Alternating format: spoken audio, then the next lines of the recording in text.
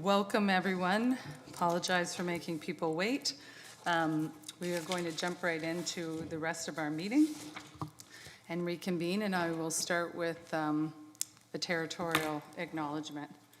We would like to begin by acknowledging that the land on which we gather, land on which we are broadcasting from today, is the land traditionally cared for by the Haudenosaunee, Anishinaabe, and Shinaatin people. We also acknowledge the enduring presence and deep traditional knowledge and philosophies of the Indigenous people with whom we share this land today. And for a moment of reflection, we won't be meeting on September 30th, so we're doing this in advance of September 30th, which is the National Day for Truth and Reconciliation. So September 30th is a day to witness and honor the healing journey of residential school survivors and their families. It is a day to pause and recognize the lasting impacts that residential schools have had on thousands of Indigenous families and communities who continue to work through the various stages of grieving and healing. We acknowledge all residents of Waterloo and the region we encourage all residents of Waterloo and the region to stop, to reflect, to learn, and to act. Attend a memorial event organized by our local Indigenous leaders. Explore learning resources curated by our local libraries. Donate to Indigenous-led organization. These are small but important signs of solidarity and are important today and all year round. As a city, we recommit ourselves to the long-term work of reconciliation so we have a better community for the 7 generations yet to come. And I will just add the following reflection. At the beginning of this council meeting, we pause to think about the needs of our community. May we show wisdom and compassion in all our decisions. So we've already done the disclosure of pecuniary interest, and we will start with the delegation who is here. We have Volunteer Waterloo Region, Jane Henning, who is the Executive Director. Welcome, Jane. And David Marsh, who is the Chair of the Board. Welcome, David. Looks like David is leading the presentation or the delegation, so welcome. You have 10 minutes, and the floor is yours. Very good. Thank you very much. As was mentioned, my name's David Marsh. I'm the Chair of the Board of Volunteer Waterloo Region, and with me this afternoon is Jane Henning, our Executive Director, who handles the day-to-day operation of the organization, and she'll be here to answer questions as well. Volunteer Waterloo Region, or Volunteer Action Center as we used to be called, has been encouraging and engaging volunteering in the region for 40 years. There's a strong tradition of volunteerism within Waterloo, not just the city, but the region, and the impact of volunteers in this community cannot possibly be overstated. The Conference Board of Canada recently issued a report. Their best estimate is that the direct contributions that volunteers make to the economy is about 2.7% of gross domestic product. In the Waterloo region, that translates to about $1.2 billion every single year that people are contributing of their time. There are challenges, however, and that's the main thing we'll talk about today. There are 3 main things as we see it.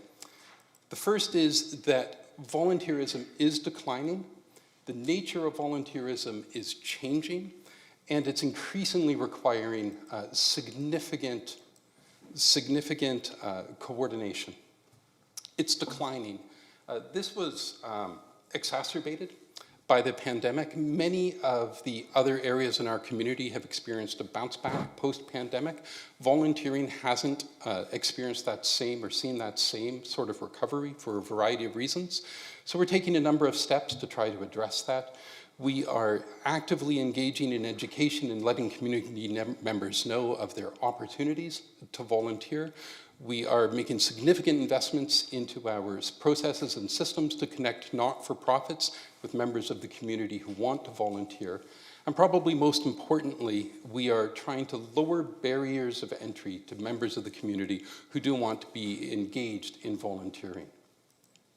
But the nature of it itself is changing pretty significantly and has been. It's very rare now for an individual to volunteer for the same organization for a lengthy period of time. Increasingly, volunteers value flexibility. They value short-term commitments, very clear and measurable objectives and goals in their engagement, and probably most importantly, they're looking for volunteer opportunities that allow them to make a very unique contribution. So for example, a software engineer who's working at BlackBerry is looking for opportunities that she can use her software engineering skills to contribute directly to her community. So part of what we're doing is, again, engaging volunteers or potential volunteers, letting them know of the opportunities that exist for them to use their unique skills, and also working extensively with not-for-profits to help them transform and modify and adapt their volunteer experiences to sort of reflect the changing criteria and things that volunteers are looking for. It also requires increasingly a massive amount of coordination. To put this into perspective, the vast majority of not-for-profits, not just in this region, but across Canada, are very small. They have 1, maybe 2 staff members. Their annual budget is $200,000, $300,000, maybe $400,000 a year. All of their services are therefore delivered, for the most part, by groups of volunteers, 50, 100, 200 volunteers, being managed by 1 or 2 staff members. That's a significant organizational administrative challenge. And so we work with and coach not-for-profit organizations to help them make sure that they're doing that as effectively as possible, that those volunteer experiences will benefit not just the organization and the clients of the organization, but the volunteers themselves, to make sure that it's a very meaningful overall experience. So those are the challenges. I mentioned earlier the economic impacts of volunteers, but everyone in this room knows that the economy is not the only thing that goes into making a healthy community.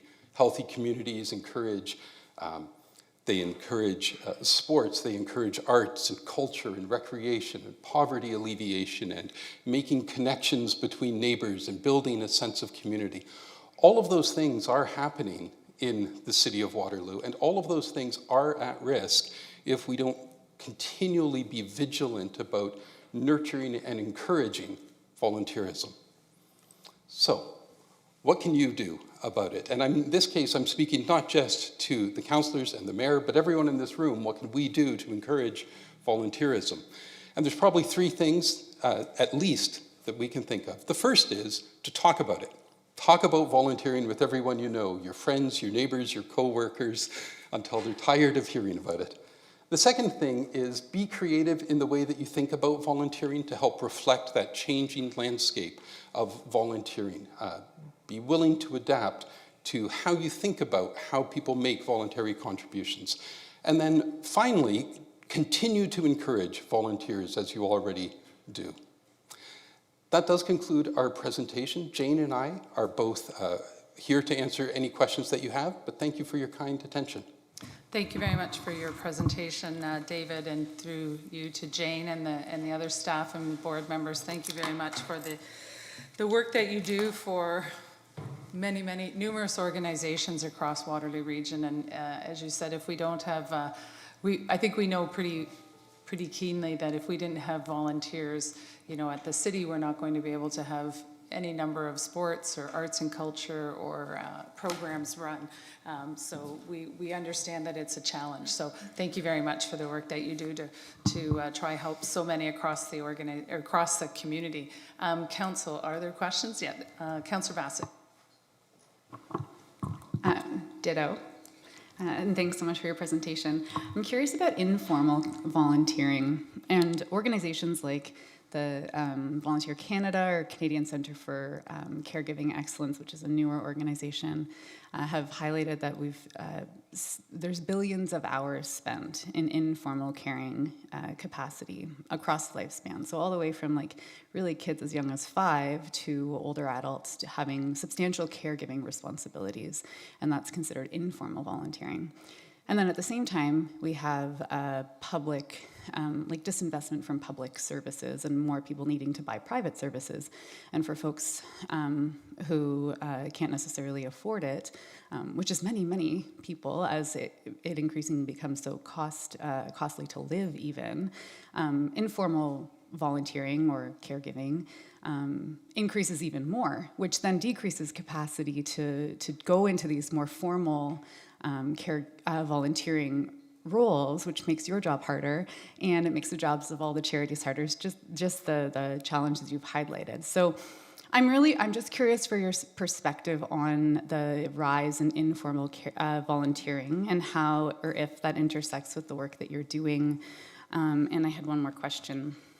And how we might just engage more people in formal caregiving when they have those informal responsibilities. Do you want to, or do you want me? Go ahead. So yes, if you look at the numbers in terms of informal volunteering, it almost doubles the number of volunteers. However, almost 100% of those who volunteer formally also do it informally.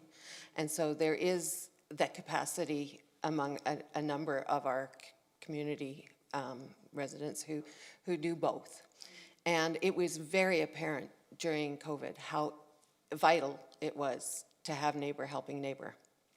That was a big part of our role, was actually encouraging that transaction between neighbors and helping them to see that that was a way that they could really give back, and putting all the caution pieces around it. What we're learning coming out of COVID is that the formal component is now in crisis, and Volunteer Canada actually uses the term, because we are losing that. We've spent so much time encouraging the informal, we've sort of let the formal slide somewhat. And that's really what we're here to talk to you about, is, reinvigorating that understanding of how important the informal is. Because when you talk about those programs that are needed in community to support elderly to stay in their home, to support the treatments, sorry, my words aren't coming to me, but all the different services that we rely on in the community, and that when people come into this community, they depend on, many of them are driven by volunteers. Over 50% of the human resources prior to the pandemic were volunteers. We've declined it by about 20% in Waterloo region. That's a huge chunk of human resources that charities that we're relying on are really trying to compensate for, and we're seeing a lot of burnout in staff because they're having to take up extra work, and there is no more funding available for more staff. So it's trying to find that balance, and that's where we're really coming to you and saying, as leaders in the community, absolutely acknowledge and thank the informal volunteer, but don't forget the formal. The formal is really, really vital to our communities. And so that's what we're really asking today. Thanks. I'd love to talk more about it. I have so many more questions. I love talking about it, and I could sit there all day, but I think you have other things to do. I won't do it here. I don't think anyone wants to. But I would love to chat with you more. Thanks. Anyone. Great, thank you. Are there other comments or questions from staff? Councillor Wright. Thank you, through you, Mayor. My question really has to do with the state of corporate level volunteerism and what trends you've seen there, especially with the pandemic associated work from home, and how volunteering was really part of a group exercise in the workplace, and I'm just wondering if you could comment on that briefly.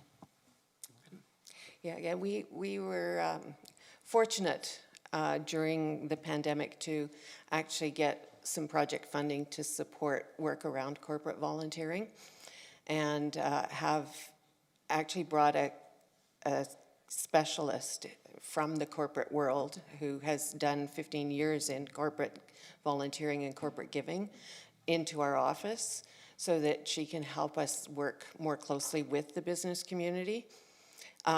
There is still a real opportunity to grow. It was one area of volunteerism that was growing quite rapidly just prior to the pandemic. It declined some, but it hasn't actually declined as much as the traditional volunteering.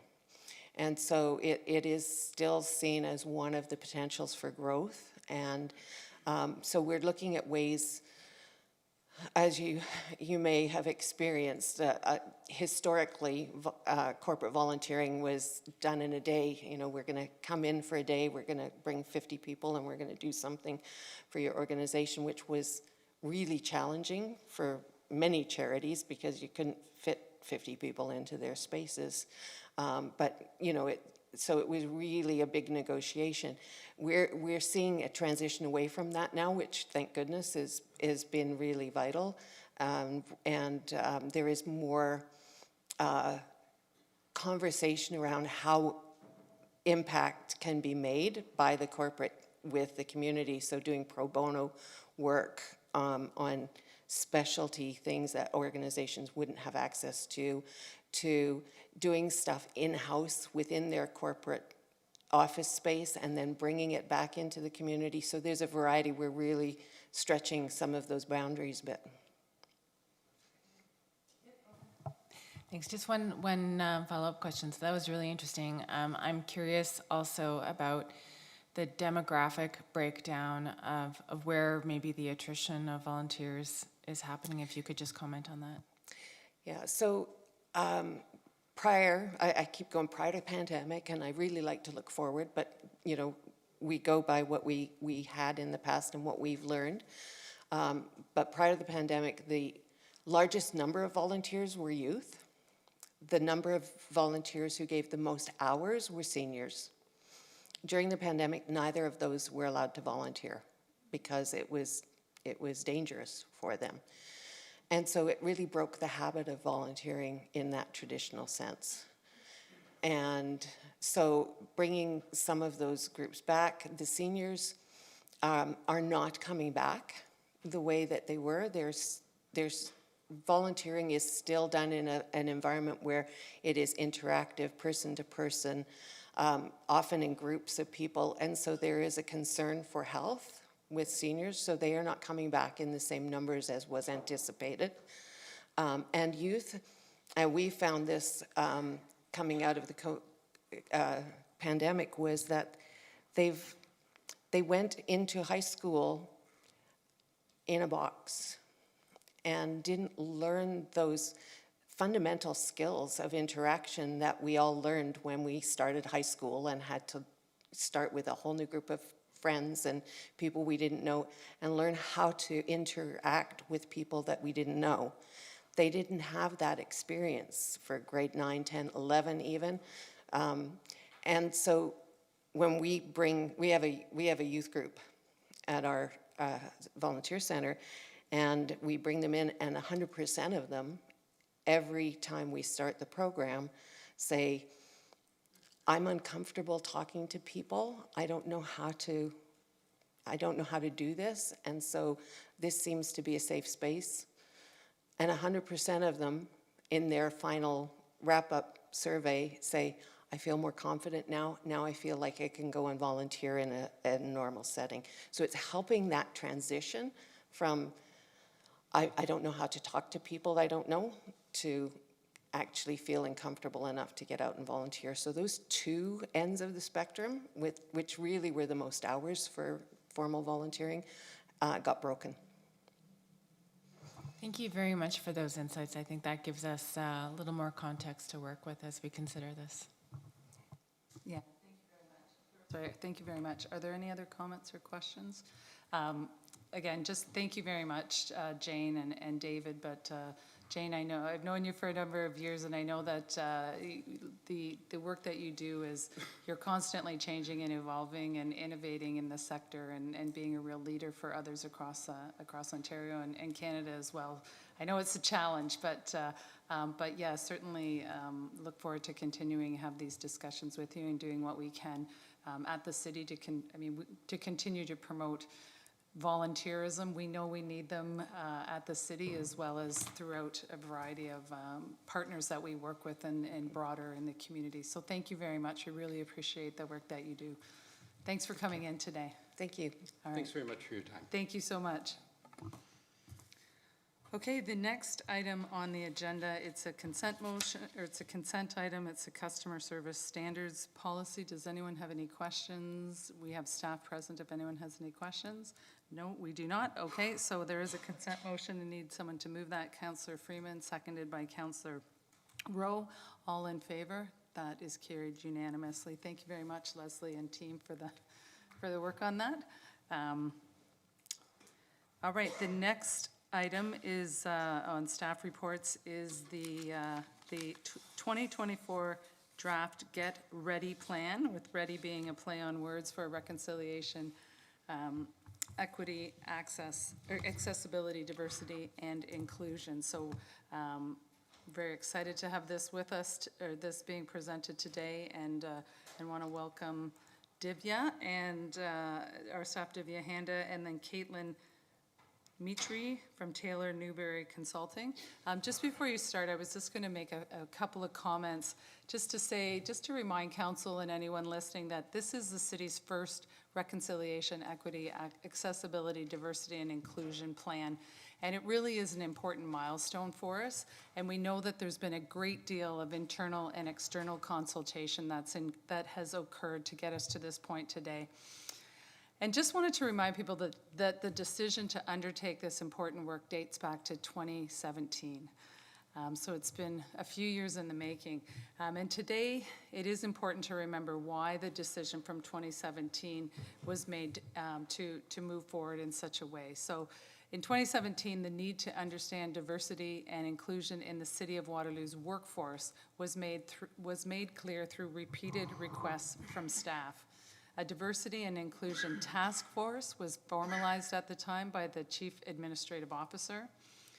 The task force recognized the importance of the need for demographic data as a starting point, which led to the City of Waterloo's first ever diversity census and inclusion survey, which was conducted in March 2019. Significant time has passed from the time of this census, and much has happened internally and externally in our community and across Waterloo Region, and certainly in the city itself, and that continued to underscore the need for the city to make changes. And there are a few examples of some of these significant events. We realized there were significant gaps in data and service that were outlined by the pandemic. There were massive local Black Lives Matter demonstrations. There was a number of anti-2S LGBTQ+ demonstrations. There were recognition of the harms that were caused by the Freedom Convoy protests, and of course the extremely sad and disturbing discovery of the mass grave sites and the subsequent investigations at former residential schools. So these and more incidences underscored the need for change to respond to our growing and changing community. So the city established our Reconciliation, Equity, Accessibility, Diversity, and Inclusion team in January 2022 by previous council. And part of the feedback received through the 2023 to 2026 strategic planning process and other community engagement opportunities, it was made clear again that enhancing READY's initiatives throughout the City of Waterloo and pursuing the calls to action outlined by the Truth and Reconciliation Committee of Canada were our priority, not just for staff, but for residents as well. This work takes leadership, it takes hard work, it takes brave discussions to make change of the scope and scale that are outlined in this report. So want to start by saying thank you to staff and to our community for making time to do this work.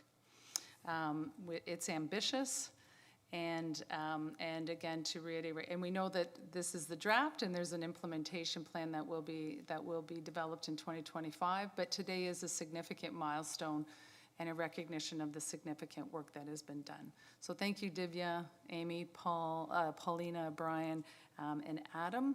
And again, we'll turn it over to you, Divya. I should have maybe told you to sit down. I didn't realize it was my... But anyway, it certainly is a great deal of work, and we're really excited to hear your presentation and hear from council around this plan. So over to you, Divya. Thank you very much for the opening remarks, Mayor.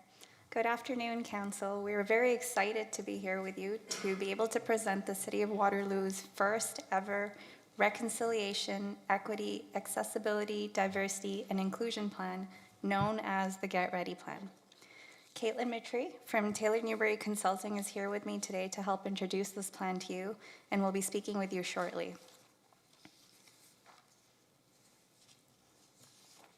Nope. There we go. Okay. So as Mayor mentioned, in 2021, Council formally approved the establishment of the Reconciliation, Equity, Accessibility, Diversity, and Inclusion, the READY team, in response to calls for change at the system level from communities which were focused on reconciliation, anti-racism, accessibility, and equity needs and disparities within the broader Waterloo community. These calls became particularly evident through several key movements, some of them mentioned by the Mayor. So, for example, the local Black Lives Matter movement gained momentum, and especially after the tragic murder of George Floyd. And this particular movement highlighted the urgent need for racial justice and systemic change across society at large. There was also the Land Back encampment at Waterloo Park, which underscored the calls for reconciliation and respect for Indigenous rights. At the same time, we had community engagement during the most recent Waterloo Strategic Plan development process, and that also highlighted the desire from communities to have more ready initiatives across the city. So in thoughtful response, the READY team was created and tasked to weave the principles of reconciliation, equity, accessibility, diversity, and inclusion into the fabric of the city's operations. These include developing and implementing policies, practices, programs, frameworks, and adapting service delivery to reflect these values. One of the first significant steps to achieving this task is to develop the Get Ready Plan, which is a strategic guiding tool that sets out a comprehensive framework for advancing reconciliation and helping the city to become more equitable, inclusive, and accessible for everyone. So I'll just pass it over to Caitlin to explain how we got to the Get Ready Plan, and then I'll speak more to the priority areas.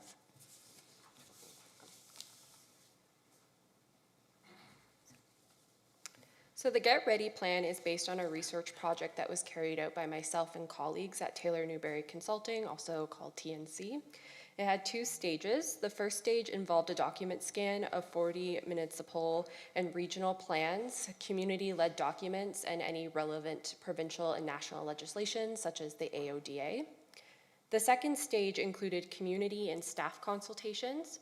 Community consultations were held in November 2023 with over 40 representatives from nonprofits and grassroots organizations.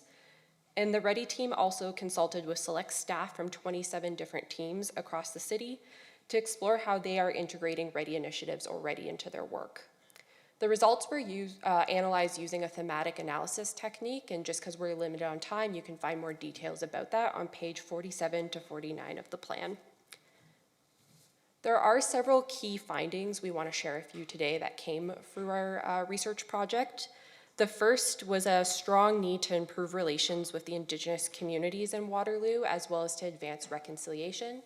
So an example that came out through both the document scan and community consultation was a need to add more private, ceremonial, and rent-free meeting spaces for the Indigenous community.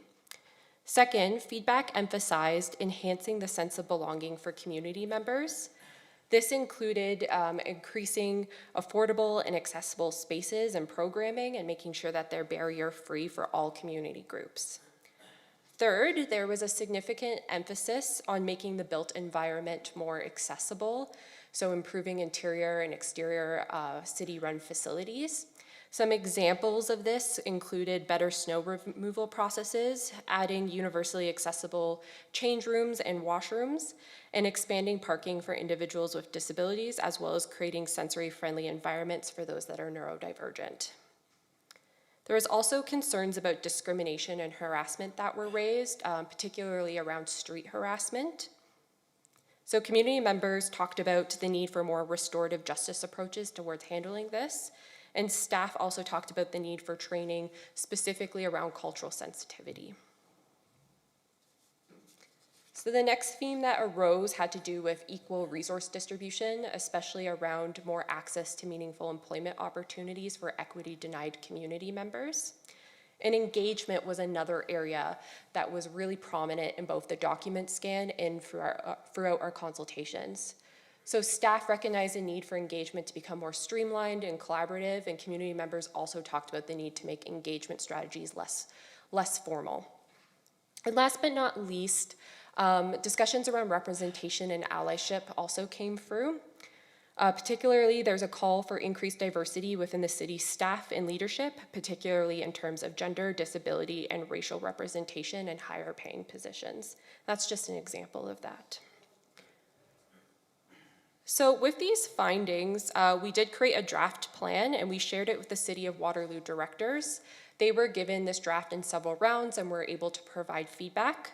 Also in the summer of 2024, we actually being the READY team held community sessions with those that were involved with the prior community sessions. And they were able to review a draft of the Get Ready plan. And based on those discussions and the feedback, we were able to identify 6 areas throughout the plan that are reflected here on this PowerPoint, and Divya is going to get into each of them in more detail. Not too much significant detail, but our priority area 1 focuses on improving relationships with Indigenous communities and leaders to help foster reconciliation. Under this particular priority area, the plan provides 5 long-term goals that focus on increasing staff education and public awareness, building relationships with local Indigenous communities, celebrating and supporting Indigenous cultures, and moving forward towards developing a separate reconciliation strategy and implementation plan that will help us to address the calls to action from the Truth and Reconciliation Commission from Canada, the calls to justice from the missing and murdered Indigenous women and girls, and the United Nations Declaration on the Rights of Indigenous Peoples.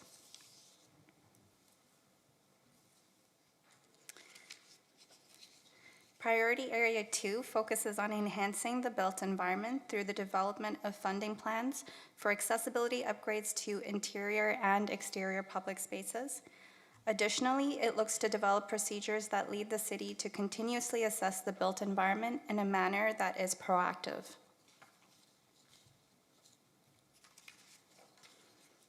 Priority Area 3 focuses on prioritizing a culture of belonging throughout the city.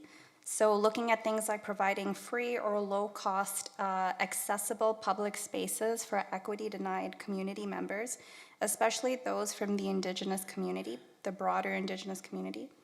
In addition, this priority area aims to set targets for removing barriers that exist in municipal-led programming, and it also seeks to partner with community organizations to expand programming to equity-denied groups. In order to cultivate a sense of belonging, this priority area will also focus on reducing hate-based incidents.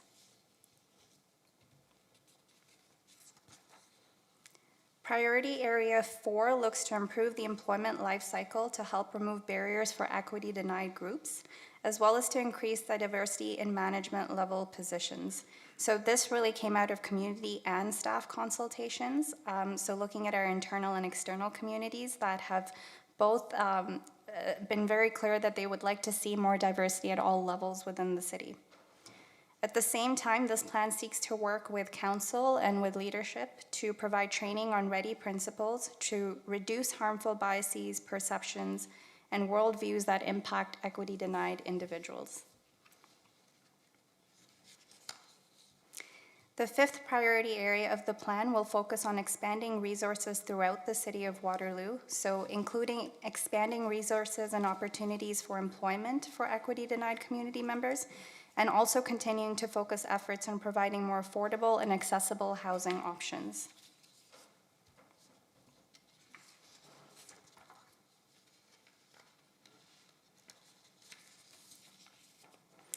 And then finally, priority area 6 of the plan focuses on accountability goals that will help to ensure that the city meets the other goals that are listed throughout the plan. So key actions within this particular priority area include developing an implementation plan that will help the city to track all progress that is being made within each priority area, as well as developing a measurement and monitoring framework that will attempt to measure the impact of the Get Ready plan over time.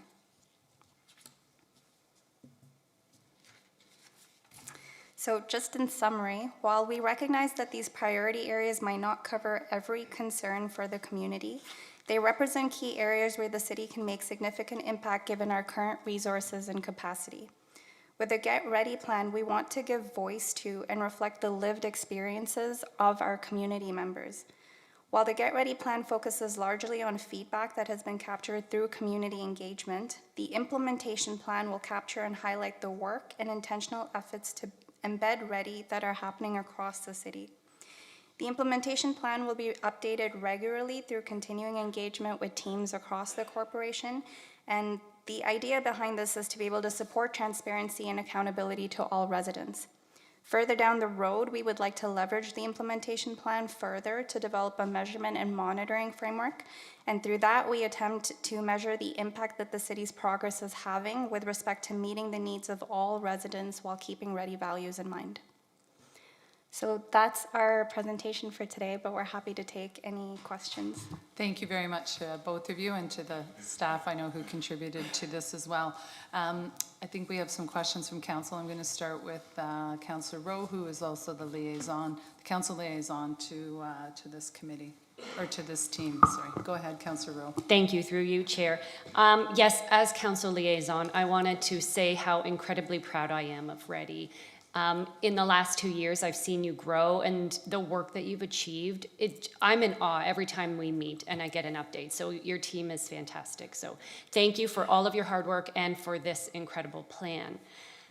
As I was reading the plan, I want to take it away from exactly the plan itself and just to discuss perhaps another thought or perspective that I've been considering over the last year, and if maybe Divya, you could answer a couple questions around that. For a little bit of background, there have been some changes to the grant allocation process in the last year where the allocation is divided up into a couple different departments. And last year, I did raise a concern that while these changes were taking place, there was what appeared to be, to me, a gap in funding for cultural festivals and events.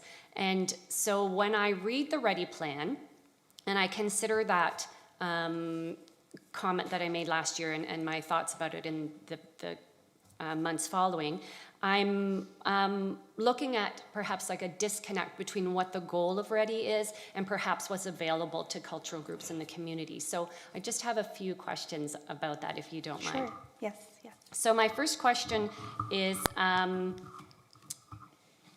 I'm just wondering, first of all, if you would mind informing council what the role of the Ready team is and will be as it pertains to the advancement of this report specifically. Sure.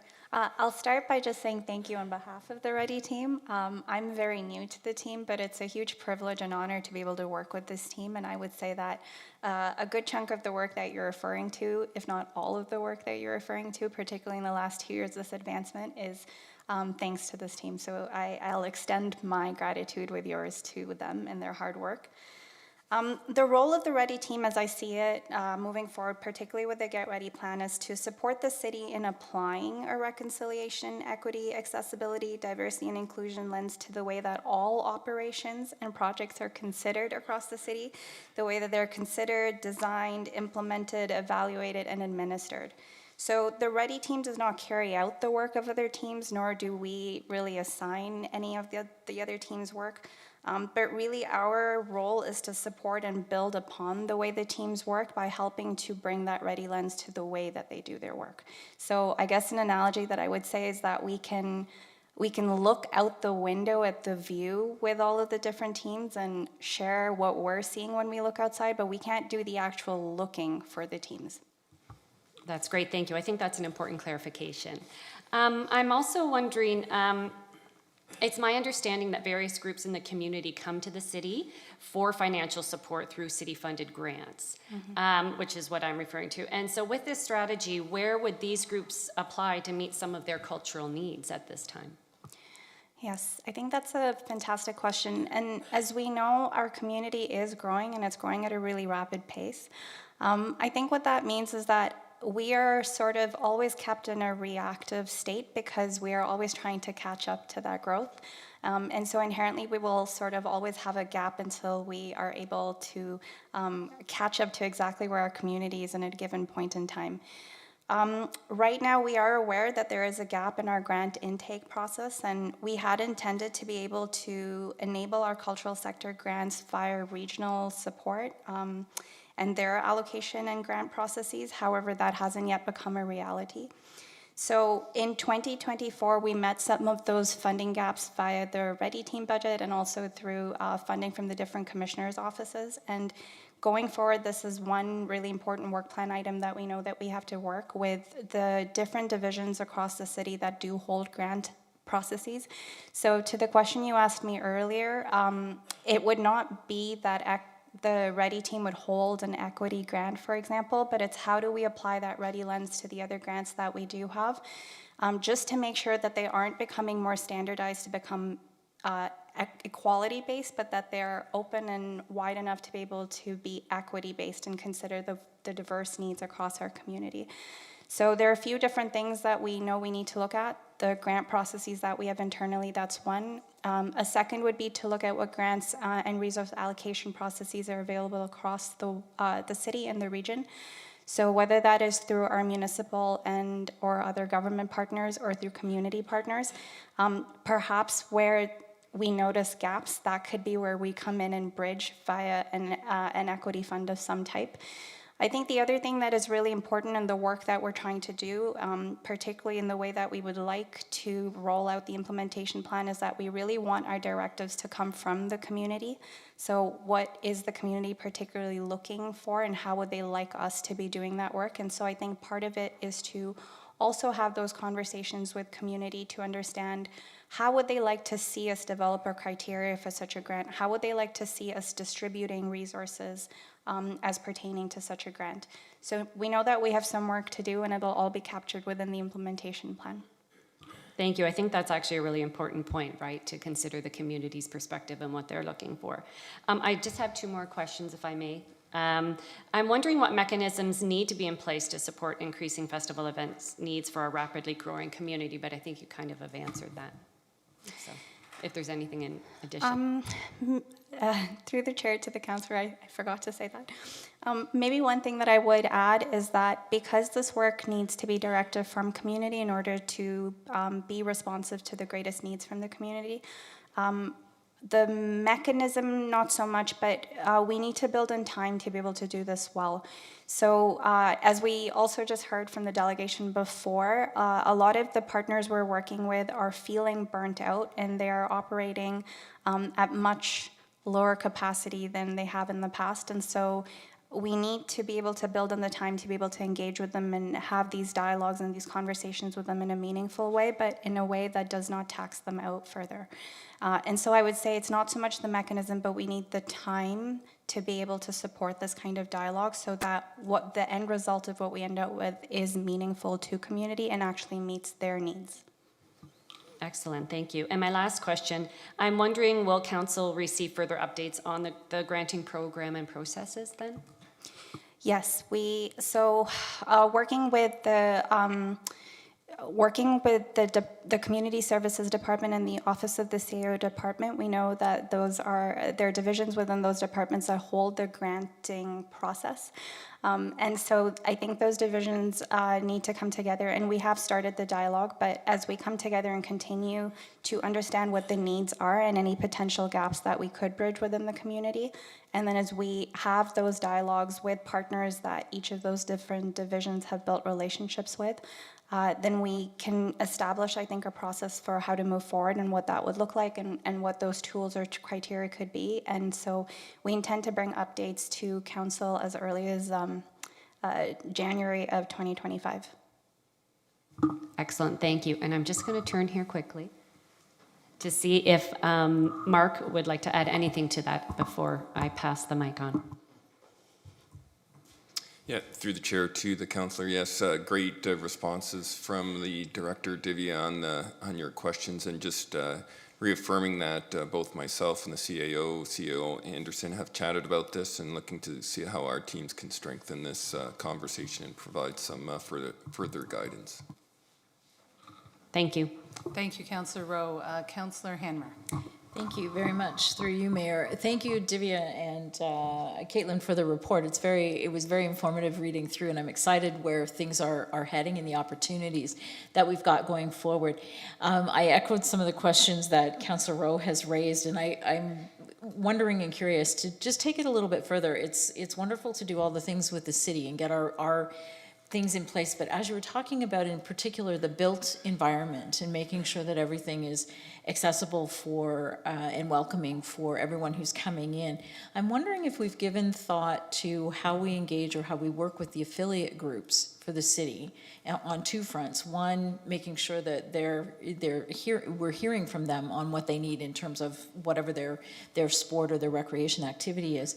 And then secondly, what role they might be able to play in 2026. And it just dawned on me as you were doing your report, when you're doing the impact, because they may be a good source. So just your thoughts on that. And then I do have one more question. Absolutely, thank you. So through the chair to the councillor, I think, so one of the biggest, I would say, key statements that the Ready team has been carrying forward as we've been doing this work is that we do not want to create exclusion in the process of creating inclusion. And so we are not looking to remove or to interrupt or to prevent any of the groups or partners we already have at the table from continuing to have a voice. So we do want to bring those who don't have a voice to the table. We want to bring them to the table, but we want to honor those who are already there.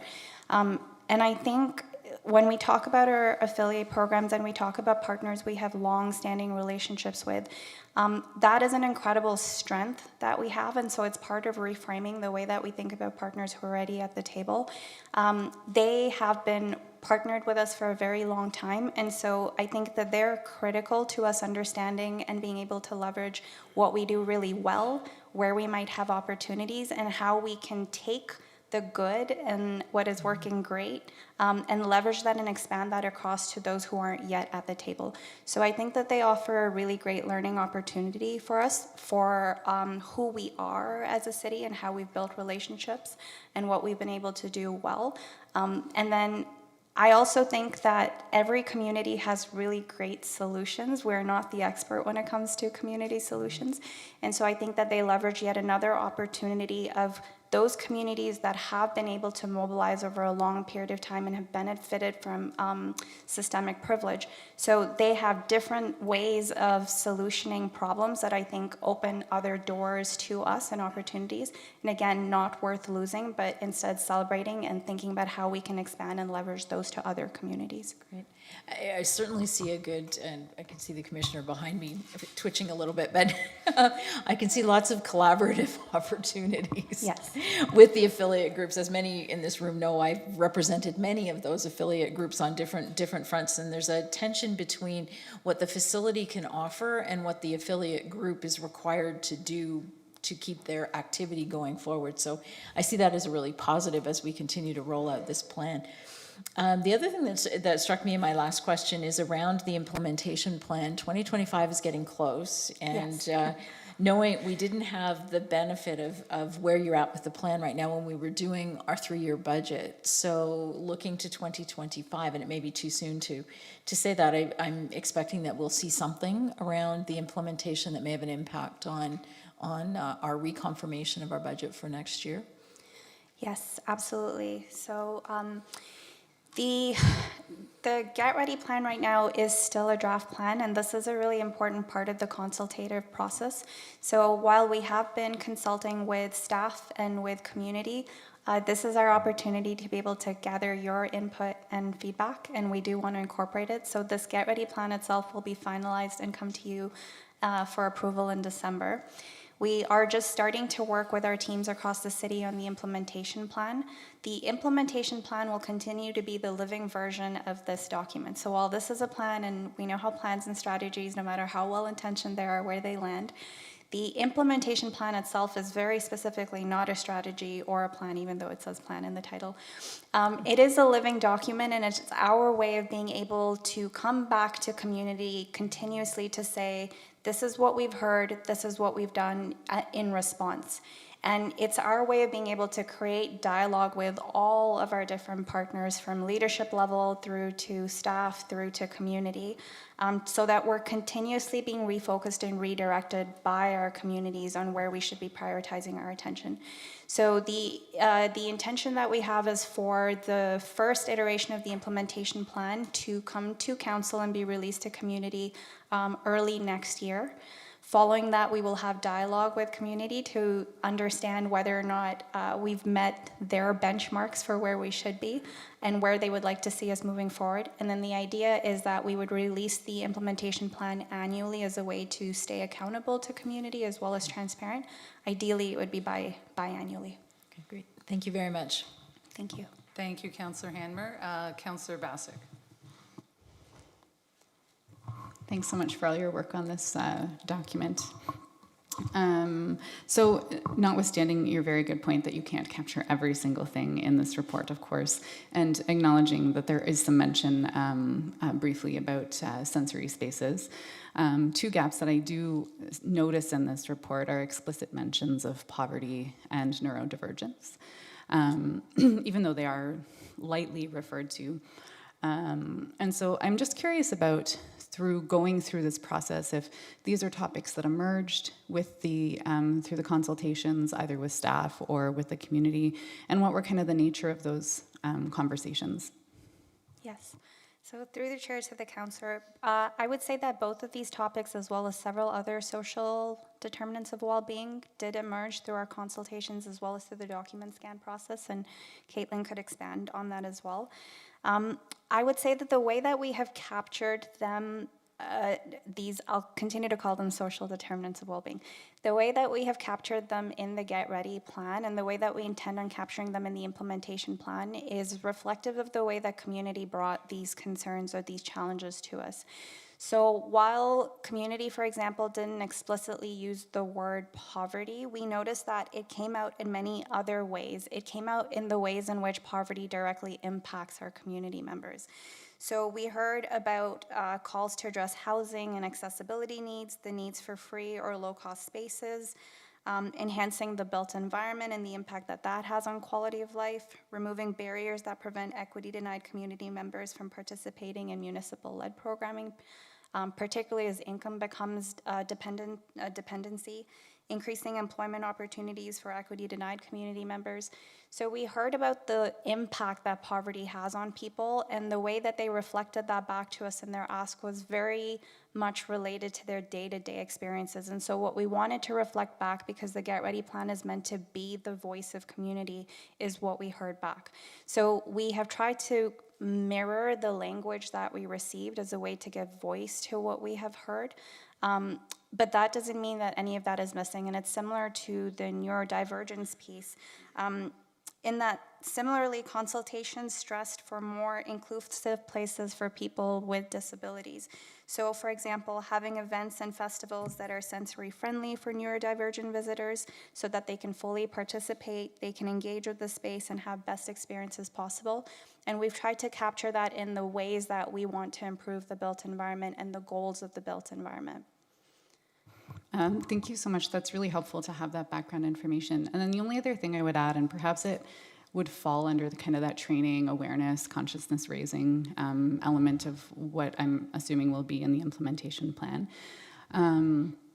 is built environment is so important, and those material elements of material deprivation, like housing and et cetera, that you've captured so wonderfully, again, in that context, are the ways that when you're in those spaces, how people are interacting with you. And so I would like to see in the implementation plan also around some of that building awareness is how are our attitudes and our beliefs as from frontline staff, community members, volunteers, even to the sort of like in the hierarchy, the highest positions, for example. How are we changing attitudes to enable feeling safe in those spaces? Sensory rooms are great, and housing is obviously essential, basic need. But then when we go out and we use those public spaces, how are others interacting with us? Are they making comments about neurodivergent kids or adults who we seem to have less compassion for as people age, but even kids, and I can say that I've experienced that in public spaces with my kid and in council chambers even. And people who live in poverty, stories we tell about people who live in poverty that simply aren't true, that they're lazy, that they can't pull themselves up by the bootstraps, How do we address some of those attitudes in the implementation plan? So I'm just going to leave that with you because I think much of the work we do is relational and between humans, and so that's much of the work that we have ahead of us is to change sort of hearts and minds. I have one other question. Would you like me to wait? Unless Divya had a response or Only to acknowledge that we recognize that that is a significant need, and we have tried to capture that in our priority areas, that it's not just about raising awareness within our staff and our internal culture, but also across the city of Waterloo. So I completely hear what you're saying and echo that the need is significant, and it is going to be something that we attempt to address and record through the implementation plan, and then measure down the road through the measurement and monitoring framework. And then your question? Yes, this one's about an age-friendly or age-diverse community. Okay. So I'm on the age-friendly committee, which is focused primarily I'm on it with the mayor, and it's focused primarily on older adults, which is wonderful, super. And the document, the plan, talks about children and youth, which is really wonderful to see. So I know that, and it also talks about older adults, but just to say that that's wonderful to see that we're thinking about that. And so, from my perspective, I think that it's really important to have a community that, and I've heard Commissioner Dykstra say this before too, but we think about people from birth to death. And so I would love that reflected in our city's policies and in the work we do. And right now it's maybe a little light on supporting children and youth. And so I guess what I'm curious about is how you see that we can attend to matters across an age spectrum or have an age diverse community, and then how maybe that could be strengthened in the draft that comes back in December or in the implementation plan. And I'll just say a couple of examples. In my mind, one possibility is an 8x80 city, or do we think about it through intergenerational lens? Or I don't know if Brian has something to offer thinking about 7 generations. I could be wrong about that, which I'm very fine with, but just happy to hear more about how we can strengthen that in any way in this plan, and then how that might enable further work across the age spectrum. Thank you. Through the chair to the councillor.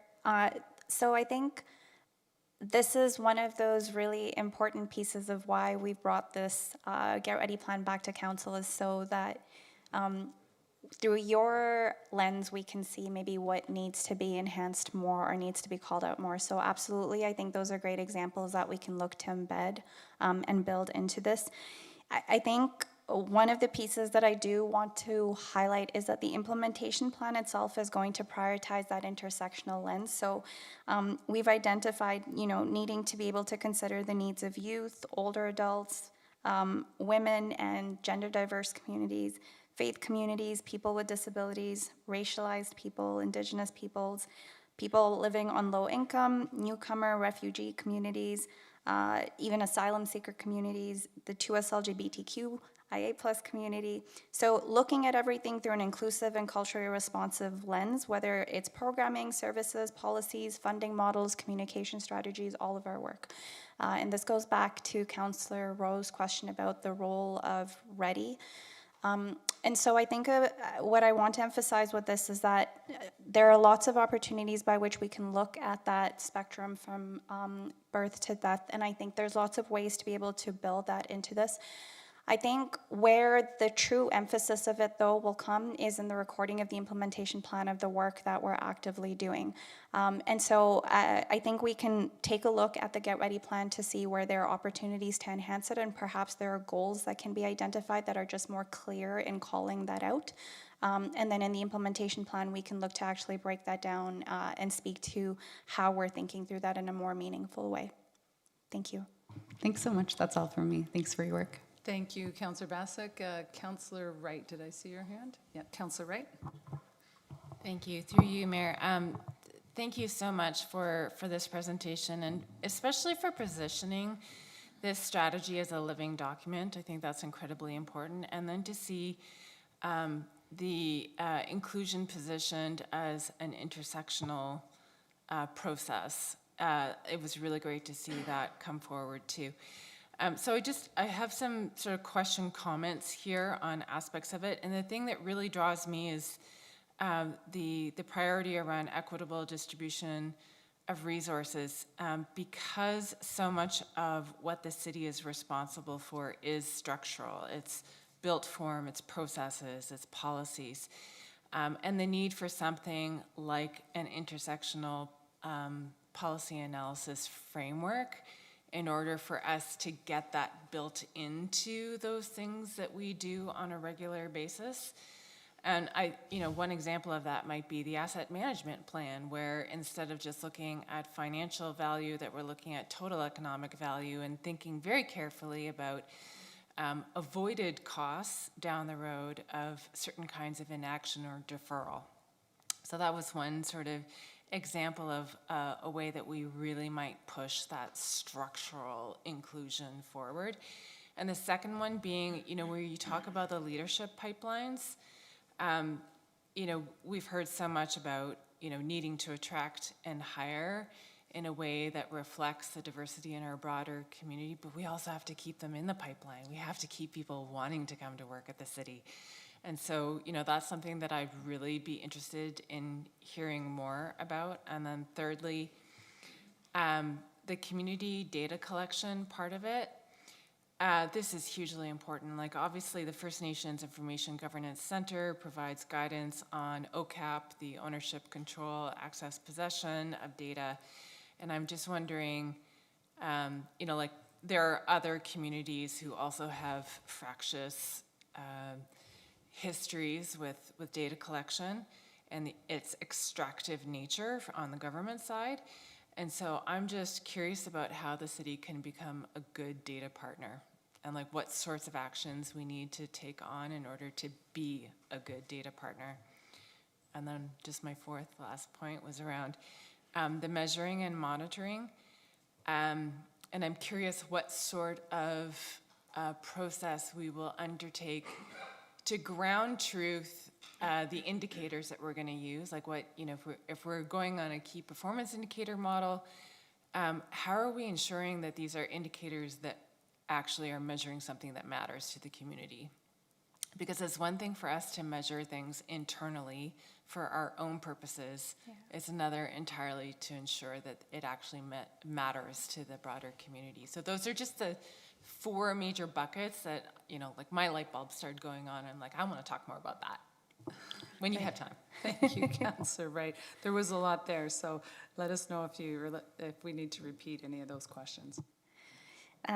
Thank you, Councillor. Through the chair to the councillor, I'm happy to continue to have those conversations, and I think that these are significant. They're all huge conversations. Maybe what I will say, because I think what is common between all of those 4 buckets is that, again, I think for a very long time, the way that we have done our work and what is very natural for us is to be decision makers in this space. And I think what we need to reframe and perhaps a little bit of unlearning and relearning is that decision making can be a two-way stream. So we have a certain level of expertise and experience, but community has a lot of knowledge and wisdom as well. And so all four of these buckets, the common value that I see is that there is a good number of understanding and requests and solutions that can come out of community as we involve them in these processes and ask them about what is it that they would like. And I imagine, for example, for the asset management, that they would go further to say, look at your social procurement policies and look at the way that you are working with developers for housing models and the granting, the grant process as well. So I can imagine that I would extend far beyond even just what we would be able to think of. The leadership pipeline, I think, is huge because one of the things that we are always talking about a Ready team is that we want to increase our diversity. And we say that, but what happens once folks are here? Are they healthy? Are they well? Are they holistically cared for? And what do we need to have here for them to be here? So it's beyond attraction, but it's also how do we take responsibility for the overall well-being of our staff once they're here, and that looks like a whole lot more when you are very diverse. With the community data collection, absolutely, there are lots of groups that have been calling for their rights to their own data and for their rights to decide how that data is used and who's looking at it, and in what context. And again, I think we have some really strong partners similar to the affiliate model where we can go back and look to them for really great data governance practices. And I think part of this is also expanding and rethinking the way that we imagine what infrastructure is. I think we tend to be very traditional in the way that we think about infrastructure, but a lot of times infrastructure can be extended beyond what is just ours. If we start to blur the lines between city facilities and community centers, suddenly infrastructure can look very different. And so data collection and data processes and all of those measurement systems can start to look really different. And so I think absolutely with community guidance, we can get there. And then similar with the measurement and monitoring framework, we are looking at folks who hold the expertise of how to measure ready/colloquially DEI indicators, but not from a corporate standpoint, but rather from those that are meaningful to community that can actually relay impact back in a way that is intuitive and understandable to community. So that was a long way of saying I completely agree with you, and I think conversations to be continued, but directed under community. Thank you very much, Divya. Are there any other questions? Okay, seeing none. On behalf of council, I'll just say again, thank you very much to you and your team for the tremendous amount of work that went into this, and to the community as well, because I know that they've been heavily involved in the development of this draft plan, and as you just were indicating, they will very much be involved going forward as we finalize the plan and then look to the implementation pieces of it. So thanks so much for all that you've done and will continue to do. And I will look for there's a recommendation here that council receives this report, so I'd look to Councillor Rowe to move that, and Councillor Vasek will second it, and we'll call the vote. Sorry, I think I need a break too. All in favor? That is carried. Thank you again for the work that you've done and put into this. We really appreciate to the whole team. Okay, so I know we're running close to time, and we have one more item to deal with now, which is the fire safety box bylaw. Council, do you have any questions? Thank you. Yeah, thank you, DC Van Salmen, for joining us today. Council, are there any questions, comments around this? Okay, then there are three recommendations. I look for a mover, Councillor Freeman, and seconded by Councillor Wright. All in favor? That is carried. Thank you so much for sticking around through that, and we made it right at 5. Okay, we'll recess and reconvene at 6:30. Thanks, everyone.